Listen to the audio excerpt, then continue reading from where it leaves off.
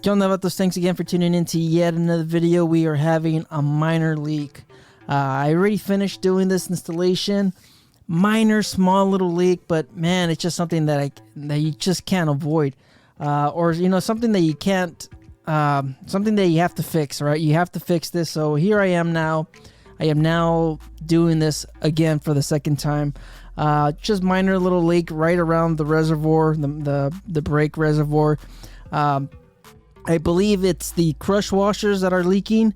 These are made out of alloy. I don't know what happened, but I switched them over to a copper and it fixed it. So instead of bleeding out the whole line like you guys saw in the other installation, or what you guys saw in the bar installation, I decided to do a reverse brake bleed, mainly because the air wasn't all the way down. So depending on where you have it, the level is going to stay where it's at. So right here, there was air introduced into the line, but up until where the banjo bolt is. So instead of bleeding the line from the top, like I said, I decided to bleed it from the bottom up.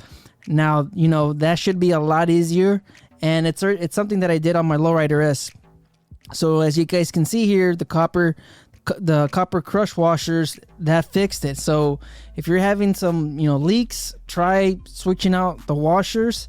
Maybe try flattening the banjo bolt. Sometimes there's dirt, sometimes there's debris, and that could be the cause of it. That could be the problem.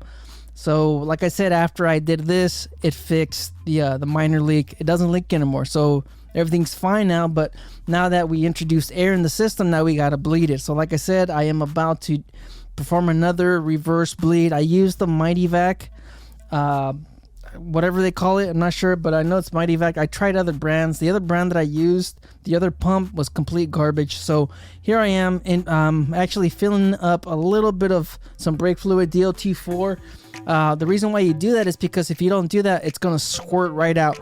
And I know, I did it with my Lowrider S. It started shooting out. So put a little bit in there, just to make sure the fluid doesn't go shooting past the port. So now I'm trying to, kind of like a syringe, I'm trying to get most of the air out of there. I believe there was a minor leak on top. That's why it was filling up with air instead of the brake fluid. And put it in the caliper. As you guys can see, this is where you start bleeding it, of course. Put it in there, flip it upside down, get a lot of that air out of the line before you start pumping it. And this is just so so you don't force air in there.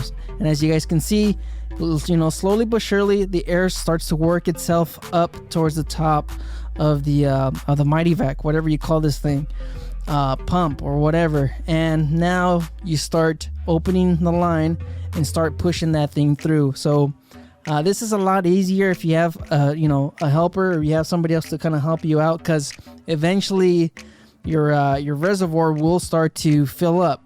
And when that happens, you just remove a little bit. If you have a dual disc brake, kind of like this one, you remove a little bit, and then you work on the other side just to make sure. I don't think you needed to, or I don't think I needed to, mainly because the air was introduced in the main line. As you can see, it's on top of that splitter block.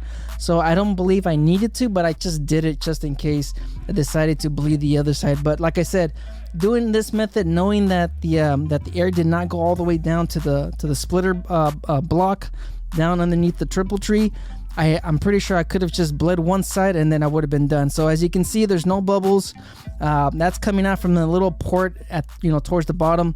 If there's bubbles coming out of there, that means you still have to keep on going. And as you can see right here, there is no bubbles, so there's no air in the line. And you close off the valve. And then you remove the actual pump or whatever you're using. If you're doing it the other way, if you're pumping it from the caliper up, or if you're doing kind of this method, if you're pulling it from the caliper with the regular pump, then you just make sure there's no bubbles in there. And of course, have brake fluid cleaner, brake cleaner. Have brake cleaner, because this DOT4 stuff, brake fluid, is corrosive. You don't want it sitting on your paint. So you just, these things are what, like $2 at Walmart, super cheap. I think AutoZone has them for about $4. Get 2-3 cans and just spray the crap out of the whole area. Even if you don't You know, even if it doesn't leak or anything like that and everything turns out perfect, just do it just in case. It's gonna save you a ton of money from the paint. And this is just, you know, towards the end, I already bled both sides, no air, like I said, and just finished cleaning up your area. Hit it with the brake clean, just hit everything, make sure there is no fluid. So thanks for watching yet another video. Thank you for tuning in. You guys just stay out there, stay safe. Don't believe everything you read. Life's a risk. Get out there and ride. Later.